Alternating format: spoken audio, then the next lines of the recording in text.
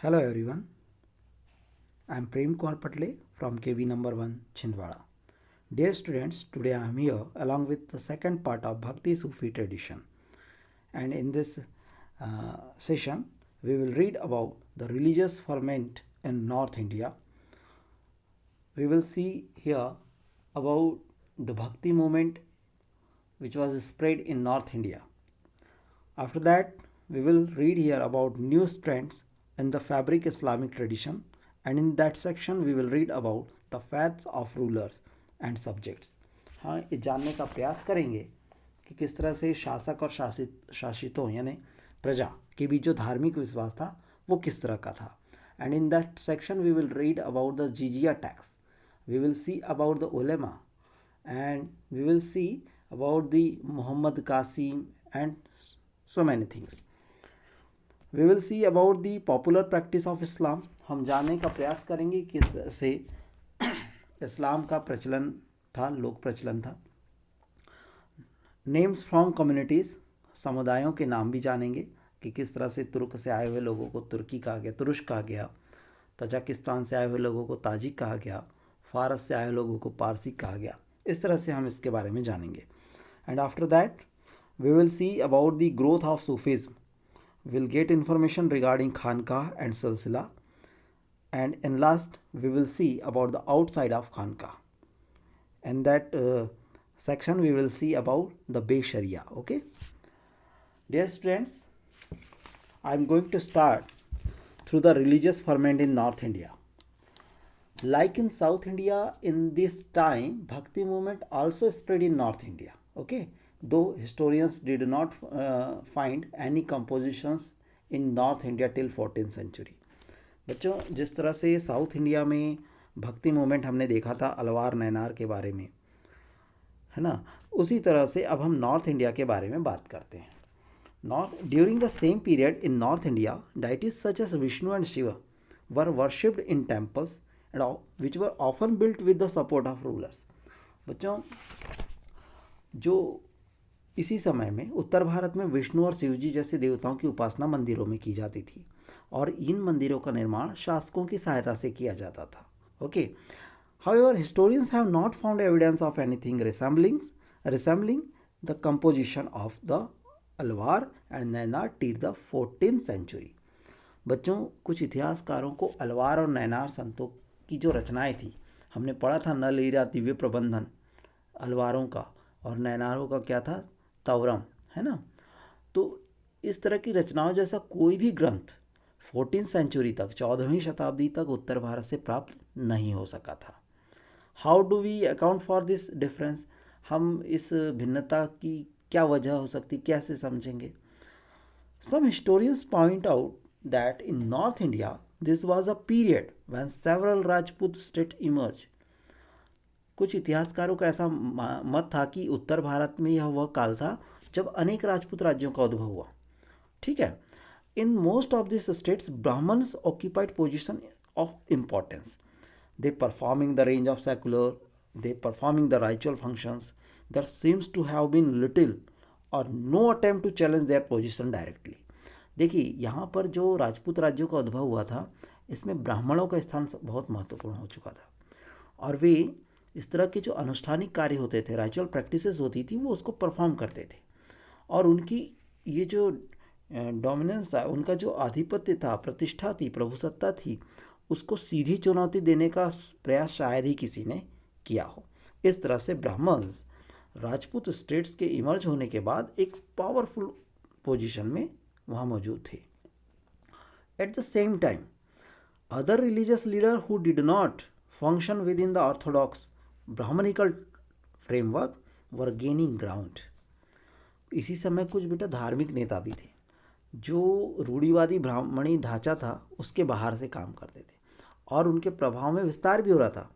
जो ब्राह्मणिकल जो सेटअप था उसका अपोज कर रहे थे और जो अपोज कर रहे थे उनका बाहर में प्रभाव भी बढ़ रहा था. दिस इंक्लूडेड, उसमें कौन कौन लोग थे, दिस इंक्लूडेड द नाथ्स, जोगीस एंड सिद्धा. इसमें नाथ, जोगी और सिद्ध इस तरह के नेता शामिल थे. और ये कौन लोग होते थे, ये होते थे, many of them came from artisanal groups. ये सभी शिल्पी समुदाय से होते थे।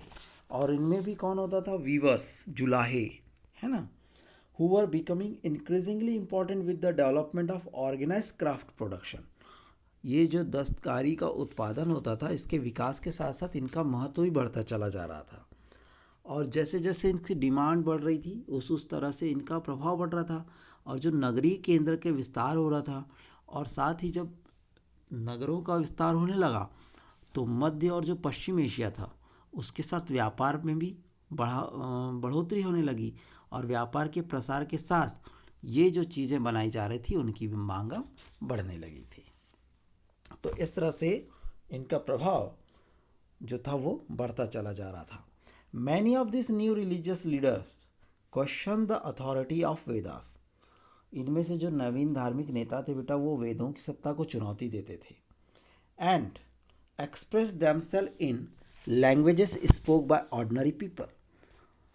ये अपने विचार आम लोगों की भाषा में लोगों के सामने रखते थे। Which developed over centuries into the ones used today. जो कि आज समय के साथ साथ क्या हुआ कि इस भाषा का रूप भी विकसित होने लगा। और ये आज जिस तरह से भाषा हम प्रयोग में लाते हैं उसी तरह की भाषा उपयोग में ये लाई जाती थी। In spite of their popularity this religious leaders were not in a position to win the support of ruling elites. हालांकि इनकी लोकप्रियता बढ़ती चली जा रही थी, लेकिन फिर भी ये लोग, वो जो धार्मिक नेता, विशिष्ट शासक वर्ग का प्रश्रय हासिल करने में सफल नहीं हो पाए थे। जो सफलता ब्राह्मण्स को मिल पाई थी वो इन धार्मिक नेताओं को, इन रिलीजियस लीडर को वो सफलता नहीं मिल पाई थी कि वो उस शासक के पास अपनी स्थिति को मजबूत कर सकें। ठीक है। A new element in this situation was the coming of the Turks which culminated the establishment of Delhi sultanate. अब एक स्थिति ऐसी आती है जब एक न्यू एलिमेंट का इमरजेंस होता है। भारत में बेटा तुर्कों का आगमन होता है, और जैसे ही तुर्क का आगमन होता है उसकी पराकाष्ठा जो होती है दिल्ली सल्तनत की स्थापना के साथ होती है। ठीक, दिल्ली सल्तनत का जो फाउंडेशन होता है उसके 13वीं सेंचुरी में होता, 1206 में ये यहाँ पर कुतुबुद्दीन ऐबक आया था। This undermined the power of many of the Rajput states and the Brahmans who are associated with this kingdom. जब ये आते हैं तो राजपूत राज्य थे और उनसे जुड़े हुए ब्राह्मण, इनका जो प्रभाव था वो अब क्या होने लगा? कम होने लगा। And this was accompanied by marked changes in the realm of culture and religion. और इन परिवर्तनों का प्रभाव कहाँ पड़ा? उनके सांस्कृतिक और धर्म पर भी पड़ा। The coming of the Sufis was a significant part of this development। और इस समय सूफियों का आगमन इन परिवर्तन का एक महत्वपूर्ण अंग हो जाता है। तो अब आपने अब तक देखा भक्ति परंपराओं के बारे में। अब हम जानने वाले हैं इस्लामिक ट्रेडिशन के बारे में, जो सूफी को किस तरह से डिस्क्राइब करता है वो हम अब इस चैप्टर के माध्यम से समझने की कोशिश करेंगे। New strands in the fabric Islamic tradition. जो दुशाले के जो नए ताने बाने थे उसमें इस्लामिक परंपराएं कैसी थी उसको जानते हैं। बच्चों, जिस तरह से हमारा ये कॉन्टिनेंट है, उपमहाद्वीप है, इसके विभिन्न क्षेत्र जिस तरह से एक दूसरे से जुड़े हुए हैं, पृथक नहीं हैं, उसी तरह समुद्र और पहाड़ ये के परे जो क्षेत्र हैं वो भी कई शताब्दियों से आपस में संपर्क में रहे। समुद्र के पार भी कोई क्षेत्र हो, पहाड़ों के उस पार का कोई क्षेत्र हो, ये किसी न किसी तरह से आपस में संपर्क में बने हुए थे। ठीक है। Arab merchants frequented ports along the western coast in the first millennium. बच्चों, प्रथम सहस्त्राब्दी ईस्वी में अरब व्यापारी समुद्र के रास्ते पश्चिम भारत के बंदरगाह तक आ गए थे। ठीक है, वेस्टर्न कोस्ट तक। And while central Asian people settled in the north western part of the sub continent during the same period. और इसी समय क्या हुआ कि मध्य एशिया से जो कुछ लोग आए थे वो देश के उत्तर पश्चिमी प्रांतों में आकर बस गए। And from the 7th century with the advent of Islam, हमने क्लास 11th में पढ़ा था कि 7वीं शताब्दी में 7th सेंचुरी में क्या हुआ था? इस्लाम का इमरजेंस होता है। हमने जाना था क्लास 11th में। तो from the 7th century with the advent of Islam this regions became part of what is often termed the Islamic world. और 7वीं शताब्दी में जब इस्लाम का उद्भव हुआ उसके बाद ये क्षेत्र उस संसार का हिस्सा बन गए जिसे अक्सर दुनिया इस्लामी विश्व के नाम से जानती थी। Dear students, now in this section we will read about the fates of rulers and their subjects। ये स्टोरी 711 AD से स्टार्ट होती है। इन 711 AD an Arab general Muhammad bin Qasim conquered Sindh and make it as a part of the Caliph's domain। बच्चों 711 ईस्वी में मोहम्मद बिन कासिम नाम का एक अरब सेनापति सिंध को जीत लेता है और उस क्षेत्र को जीत करके खलीफा के क्षेत्र में शामिल कर देता है। अब ये 711 ईस्वी की बात कर रहे हैं। अब इसके बाद 13th सेंचुरी की बात करते हैं। ये letter during the 13th century the Turks and Afghans establish the Delhi sultanate. अब क्या होता है कि बाद में तुर्क और अफगान दिल्ली सल्तनत की अब नींव रखते हैं, ठीक है। और इसके बाद द सल्तनत were also form in Deccan and other parts of the sub continent. इसके बाद में समय के साथ साथ क्या होता है कि जो इंडिया का जो डेक्कन पार्ट है, दक्कन पार्ट और जो अन्य भाग भी हैं वहाँ पर तक सल्तनत की सीमा का प्रसार होने लगता है। अब जो बहुत से क्षेत्र रहते हैं वो बहुत से क्षेत्रों में इस्लाम के जो शासक थे, इस्लाम शासकों का ये स्वीकृत धर्म था, ठीक है। Islam was an acknowledged religion of the ruler in several areas and this continued with the establishment of Mughal Empire in 16th century as well as in many of the regional states that emerged in the 18th century। बच्चों जब 16वीं शताब्दी में भी मुग़ल सल्तनत की जो स्थापना का समय होता उस समय में भी इस्लाम भारत के बहुत बड़े हिस्से में बरकरार रहता है। और 18वीं शताब्दी में जो क्षेत्रीय राज्य उभर करके सामने आ रहे थे उनमें से कई राज्य के जो शासक थे वो भी इस्लाम धर्म को मानने वाले थे। तो इस तरह से जो शासक थे 711 से स्टार्ट होते हुए आपने 18th सेंचुरी तक का ये इतिहास को देखा कि किस तरह से भारत के एक बहुत बड़े हिस्से में इस्लाम को फॉलो करने वाले लोगों की संख्या तेज़ी से बढ़ती चली जा रही थी। उनके जो रूलर्स थे वो भी अपने साथ इस्लाम को एक्नॉलेजमेंट प्रोवाइड कर रहे थे। Theoretically Muslim rulers were to be guided by the ulema. बच्चों जो सैद्धांतिक रूप से मुग़ल शासक थे वो उलेमाओं के द्वारा दिए गए मार्गदर्शन पर कार्य करते थे, ठीक है। उलेमा कौन होते थे? The ulema who were expected to ensure that they ruled according to the sharia. उलेमा वो होते थे जिनसे अपेक्षा की जाती थी कि वो शासन में शरिया का अमल सुनिश्चित करवाएंगे। अब बच्चों शरिया होता क्या था, पहले हमको समझना है कि शरिया क्या है। तो sharia is the law governing the Muslim community. It is based on Quran and the hadith the tradition of prophet including a record of his remembered words and deeds. Already you have read about the sharia in class 11th, okay. जो शरिया था वो मुसलमान समुदाय को निर्देशित करने वाला एक कानून होता था और एक कुरान शरीफ और हदीस पर आधारित होता था।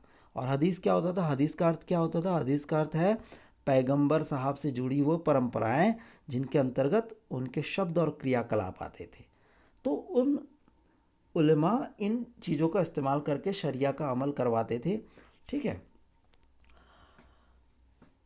And clearly the situation was complicated in the subcontinent where there were population that did not subscribe to Islam। लेकिन इस महाद्वीप में, उस उपमहाद्वीप में एक बड़ी जटिल समस्या थी बच्चों की। यहाँ की जो सबसे बड़ी जो जनसंख्या थी वो इस्लाम धर्म को मानने वाली नहीं थी। शासक जरूर इस्लाम को मानने वाले थे लेकिन उनके अंदर जो प्रजा थी वो बहुत बड़ी प्रजा का जो हिस्सा था वो इस्लाम धर्म को नहीं मानता था। And it is in this context that the category of zimmi meaning protected developed for people who followed revealed scripture। बच्चों इस संदर्भ में जिम्मी है ना, एक जिम्मी एक समुदाय एक संरक्षित श्रेणी के तौर पर उभर करके सामने आया। जिम्मी कौन होते थे? जिम्मी वे लोग होते थे जो किसी उद्घटित धर्म ग्रंथ होता था, किसी धर्म के जो लिटरेचर है उसको फॉलो करने वाले लोग, तो ये उद्घटित धर्म ग्रंथ को मानने वाले होते थे। और ये क्या करते थे, जैसे ये लोगों में विशेष तौर पर यहूदी, ज्यूज़ और क्रिश्चियंस होते थे, और ये लोग इस्लामी शासकों के क्षेत्र में रहते थे। उनका राजा कौन होता था? इस्लामी शासक होता था। और ये लोग बेटा, they paid a tax called jizya and gain the right to be protected by Muslims. ये वे लोग होते थे जो जजिया नामक टैक्स चुकाते थे, और मुसलमान शासक जो होते थे उनको संरक्षण देते थे कि आप ये जजिया टैक्स पे करिए और आप मुस्लिम शासकों के द्वारा आपको संरक्षण प्रदान किया जाएगा। In India this status was extended to Hindu as well. भारत में इसके अंतर्गत अब क्या किया गया, जजिया कर के अंतर्गत हिंदुओं को भी शामिल कर लिया। ठीक है, आप चैप्टर 9 जब पढ़ेंगे तो इसमें ये जजिया टैक्स के बारे में और ज़्यादा विस्तृत में जानकारी प्राप्त करेंगे। And the Mughals came to regard themselves as the emperor of not just Muslims but of all subjects, all peoples. बच्चों, ये जो मुस्लिम शासक हुआ करते थे वो केवल मुसलमानों के ही शासक के तौर पर अपने आप को नहीं प्रोक्लेम करते थे, बल्कि ये पूरी जनता जो समुदाय था उसका अपने आप को ही बादशाह मानते थे। In effect rulers often adopted a fairly flexible policy towards their subject. Which type of policy they adopted? तो बच्चों, इसमें बात ऐसी है कि ये जो शासक होते थे, मुस्लिम शासक, ये बहुत से शासक भूमि दान देते थे और कर की छूट भी देते थे। हिंदू, जैन, पारसी, ईसाई, यहूदी, इन धर्म संस्थाओं को ये छूट भी देते थे कुछ टैक्सेस में। और साथ ही कुछ जो गैर मुसलमान धार्मिक नेता होते थे, मुस्लिम रिलीजियस लीडर्स, उनके प्रति वो अपने रिस्पेक्ट को एक्सप्रेस करते थे। They express their respect and devotion towards the non Muslim religious leaders, and this grants were made by several Mughal ruler including Akbar and Aurangzeb. और इस तरह का जो अनुदान है, जो ज़मीनें देना, भूमि का अनुदान करना, टैक्स में रिलैक्सेशन देना, ये अकबर और औरंगजेब जैसे मुग़ल बादशाह बखूबी इस कार्य को करते थे। तो हमने देखा कि किस तरह से सब्जेक्ट्स और रूलर्स के बीच में रिलीजियस फेथ को लेकर के इम्पॉर्टेंट कंटेंट्स हमारे सामने थे। Now will see about the popular practice of Islam. हम जानेंगे कि किस तरह से लोक प्रचलन में इस्लाम को शामिल किया गया था।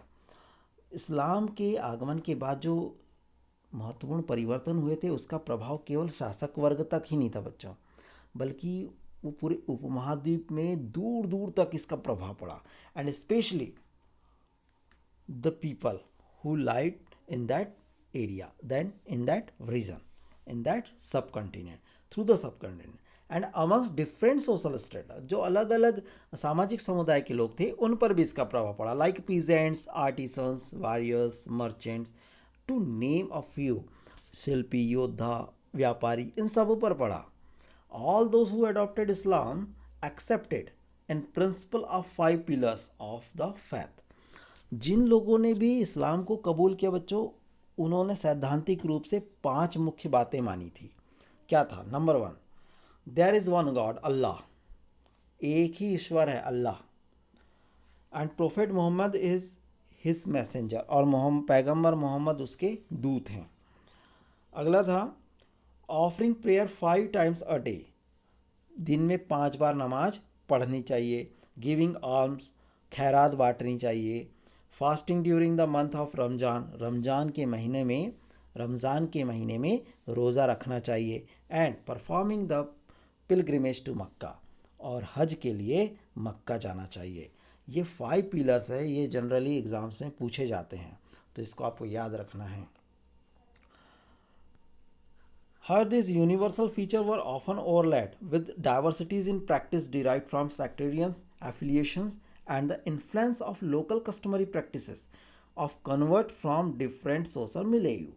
बच्चों, इन सार्वभौमिक तत्वों का अक्सर जो सांप्रदायिक वजहों से और स्थानीय लोकाचार की वजह से इस पर प्रभाव पड़ता है। जैसे कि आप किसी धर्म को मानने वाले व्यक्ति हैं, लेकिन जहाँ आप रहते हैं वहाँ के जो लोकल ट्रेडिशंस है और लोकल प्रैक्टिसेस है, उसका इम्पैक्ट आपके रिलीजन पे भी पड़ेगा। ठीक है। और जो व्यक्ति जो पहले दूसरे धर्म में था, अब मान लीजिए दूसरा धर्म को ऑप्ट कर लिया, तो उसकी प्रैक्टिसेस में, उसके लोकल प्रैक्टिसेस में कहीं ना कहीं आपको डिफरेंसेस देखने को मिलेंगे ही। ठीक है। उसका एक एग्जाम्पल हमारे पास आता है, द खोजा। द खोजा, a branch of the Ismaili, developed new modes of communication. ठीक है। ये खोजा जो इस्माइली समुदाय था, जो शिया से संबंधित था, इन लोगों ने एक नई मेथोडोलॉजी को ऑप्ट किया कम्युनिकेशन की, disseminating ideas derive from the Quran through indigenous literary generous. इन्होंने क्या काम किया कि जो समुदाय के लोग थे, इन्होंने कुरान के जो विचार थे बेटा, उन विचारों की अभिव्यक्ति के लिए देसी साहित्य का विधा का सहारा ले लिया। ठीक है। And this included the ginan devotional poems in Punjabi, Multani, Sindhi, Kachchhi, Hindi and Gujarati, and sung in special ragas during daily prayer meeting. और इन लोगों ने जीनन नाम से भक्ति गीत राग से निबद्ध थे, पंजाबी, मुल्तानी, सिंधी, कच्छी, हिंदी और गुजराती में गाए। और ये जो दैनिक प्रार्थना होती थी, डेली उनकी जो प्रेयर होती थी, उसमें इन्होंने इन गीतों को गाना शुरू कर दिया। तो आपने खोजा का एक ट्रेंड देखा। एक खोजा इस तरह की रिलीजियस प्रैक्टिसेस को परफॉर्म करते थे। तो इसमें क्या असर देखने को मिला, क्योंकि लोकल प्रैक्टिसेस का इम्पैक्ट इनकी रिलीजियस प्रैक्टिसेस पे पड़ता चला गया। ठीक।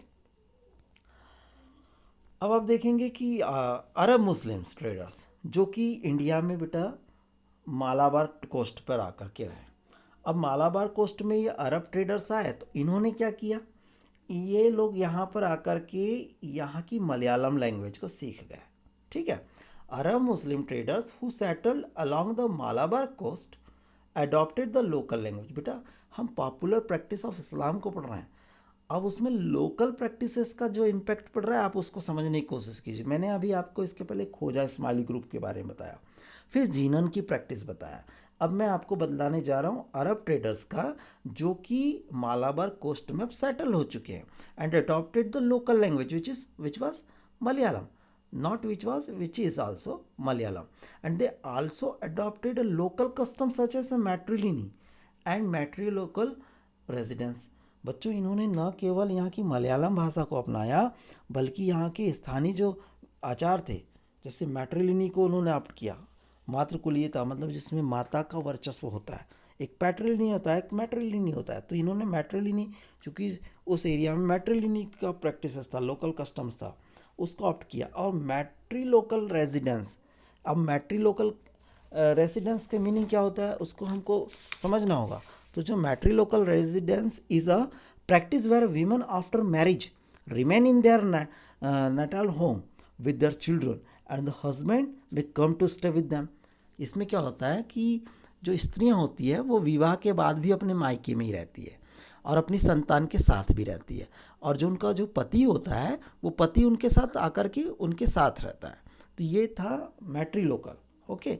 तो ये इस तरह की जो ट्रेंड था, ये अरब मुस्लिम ट्रेडर्स वहाँ आए, उन्होंने इसको ऑप्ट कर लिया। The complex blend of universal faith with local tradition is perhaps best exemplified and the architecture of mosque, some architectural features. बच्चों इसका ये जो स्थानीय जो आचार था, लोकल कस्टम्स था, उसका एक एग्जाम्पल हमें आर्किटेक्ट के रूप में भी देखने को मिलता है, और वो मॉस्क्यू के आर्किटेक्चर से हमें देखने को मिलता है।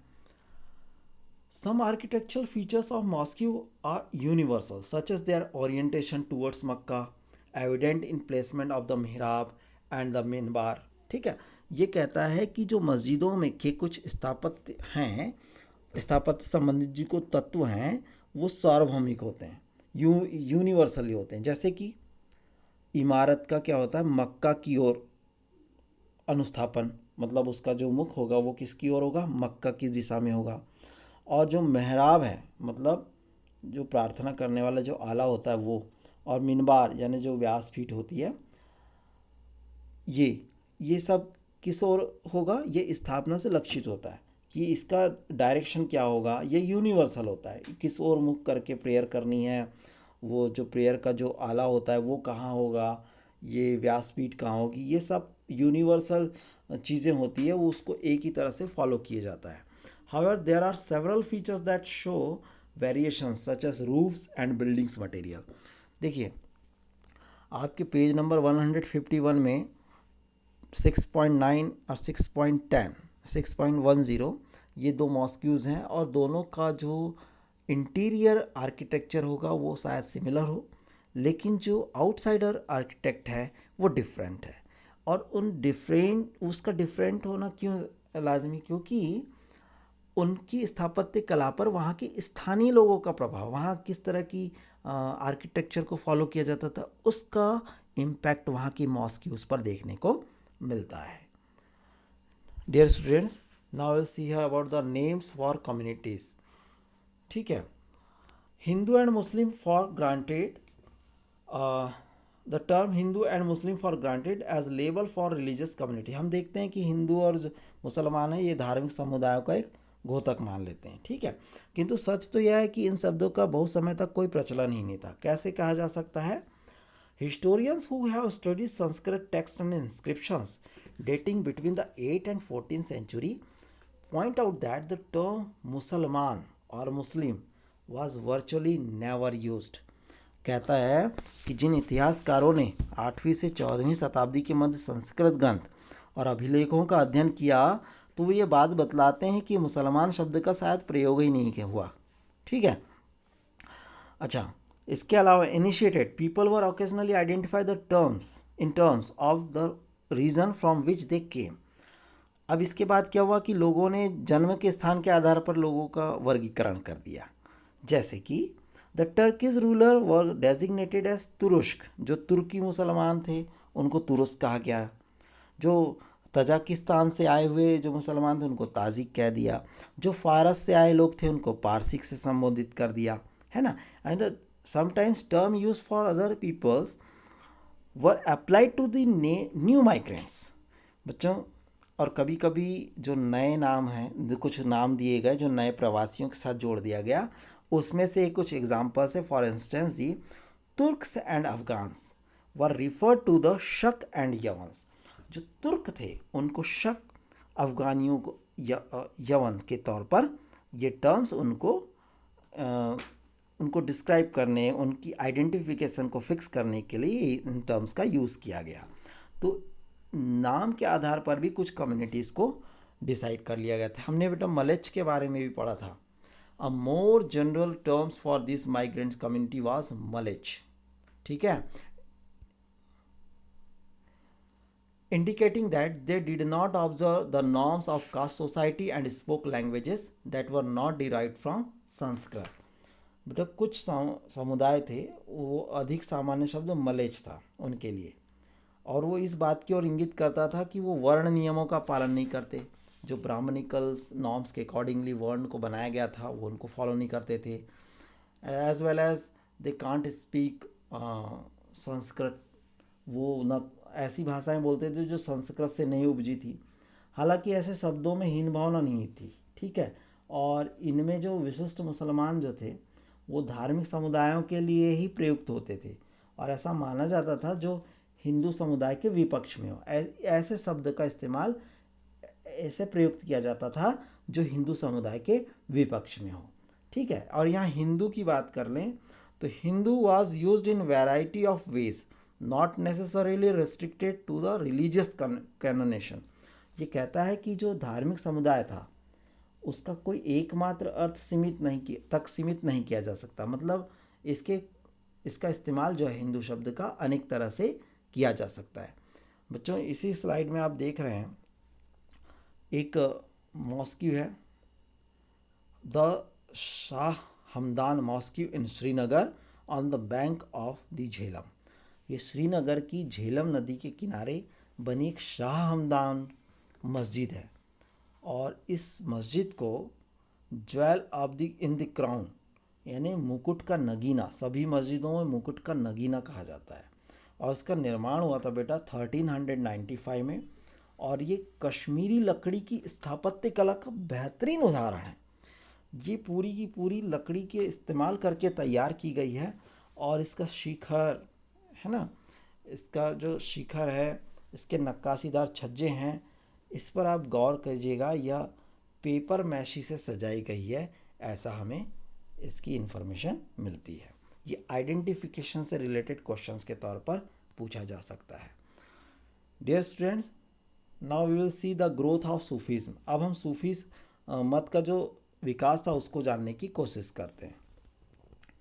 In the early centuries of Islam, a group of religious-minded people called Sufis turned to asceticism and mysticism in protest against the growing materialism of the caliphate as a religious and political institution. बच्चों, इस्लाम की जो आरंभिक शताब्दियों में धार्मिक और राजनीतिक संस्था के रूप में जो आध्यात्मिक लोग थे, खिलाफत की बढ़ती विषय शक्ति के विरुद्ध जो आध्यात्मिक लोग थे, उन्होंने एसेटिज्म और मिस्टिसिज्म यानी रहस्यवाद और वैराग्य की ओर इनका झुकाव बढ़ता चला गया, और जो आध्यात्मिक लोग थे जिनका इनकी ओर झुकाव बढ़ा उन्हें सूफी कहा गया। ठीक है।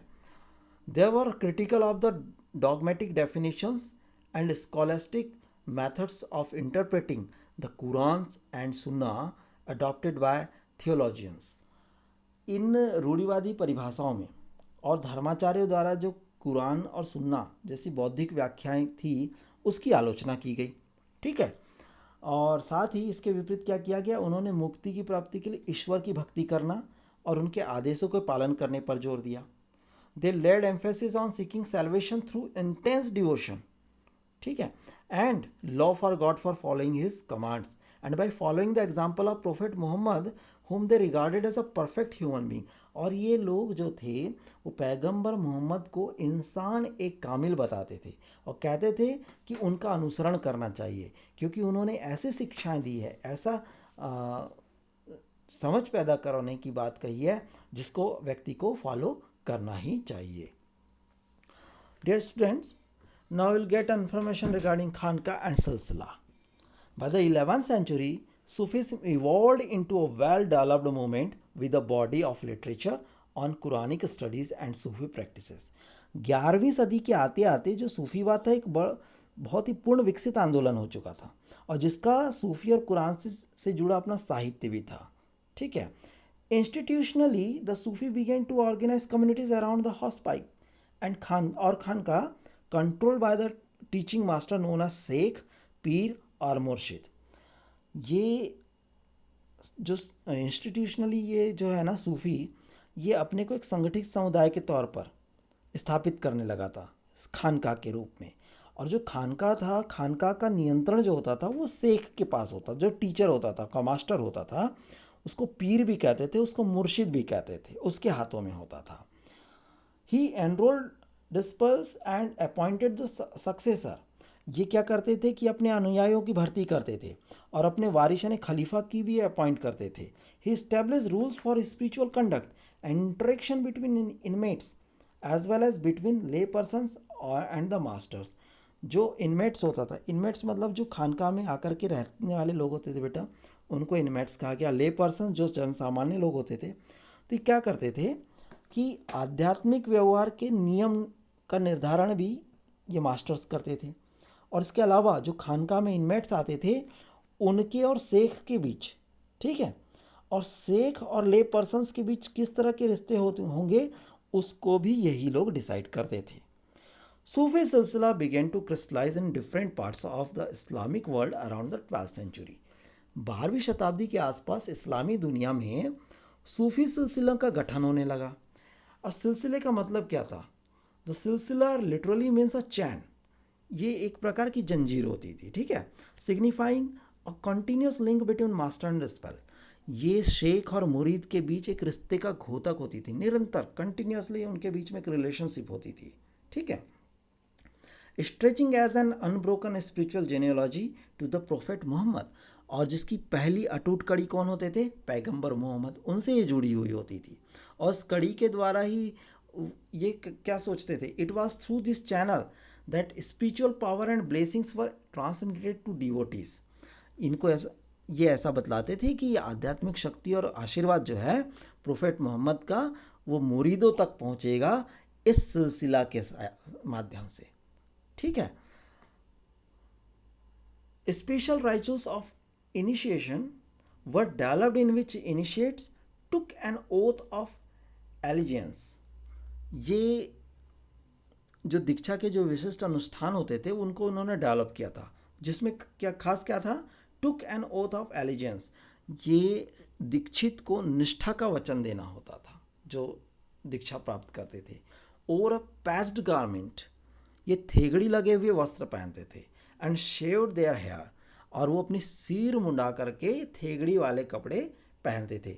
तो इस तरह से जो उनके अनुयायी मुरीद होते थे, डिस्पाइल्स होते थे, वो इस तरह के मेथोडोलॉजी को या इस तरह के अपनी रिलीजियस प्रैक्टिसेस को परफॉर्म करते थे। When the Shaikh died, his tomb shrine became the centre of devotion for his follower. जब पीर की मृत्यु हो जाती थी तो उसकी जो दरगाह होती थी उनके मुरीदों के लिए भक्ति स्थल बन जाती थी। This encourage the practice of pilgrimage और जियारत टू हिज ग्रेव। अब क्या होता था कि ख़ास तौर पर उनकी बरसी के समय में एक परिपाटी चल निकली थी, particularly on his death anniversary और उर्स। उसको कहते थे बेटा उर्स। जब उनकी जो बरसी आती थी तो बरसी में सब इनके फॉलोअर्स वहाँ इकट्ठा होते थे और इसको उर्स कहा जाता था, क्योंकि लोगों का मानना था कि जो मृत्यु होती थी उसके बाद में पीर जो है ईश्वर में एकीभूत हो जाता है। This was because people believe that the death saints were united with God and were thus closer to him than when living. ठीक है, ये मृत्यु के बाद उसमें एकीभूत हो जाते हैं और इस तरह के पहले के बजाय उनके ज़्यादा और करीब हो जाते हैं उस ईश्वर के। लोग आध्यात्मिक और एक कामनाओं की पूर्ति के लिए उनका आशीर्वाद लेने आते थे, है ना, ताकि वो उनके कुछ काम उसमें बन सके।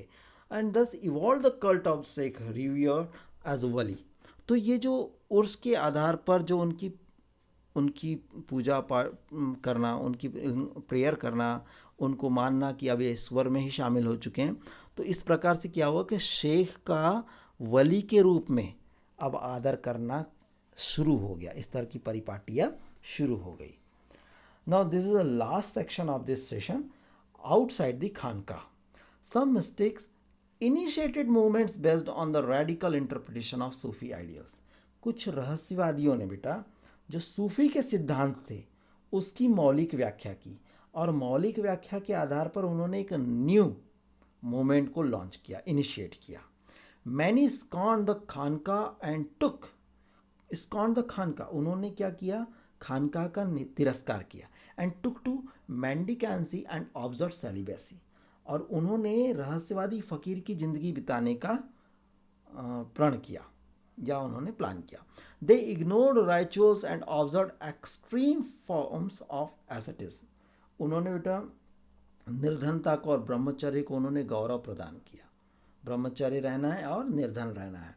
दे were known by different names, अब उनको विभिन्न नामों से भी जाना जाने लगा, जैसे कलंदर, मदारीज, मलंग, हैदरीज, है ना, because of their deliberate defence of the sharia. वो डिफेंस ऑफ शरिया, क्योंकि ये शरिया की अवहेलना करते थे, इस कारण इन्हें क्या कहा गया, were often refer to as a beshariya, इसलिए इनको बेशरिया कहा गया। In contrast to the beshariya Sufis who compiled with it, और इस तरह से उन्हें शरिया का पालन करने वाले सूफियों से अलग करके देखा जाने लगा।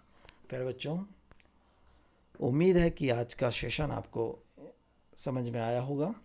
आपने जितने भी कंटेंट्स को समझा, अगर आपको इसमें कुछ प्रॉब्लम्स हैं तो आप मुझे अपनी प्रॉब्लम्स इस लिंक के जस्ट नीचे दिए गए कमेंट बॉक्स में शेयर कर सकते हैं। Thank you very much.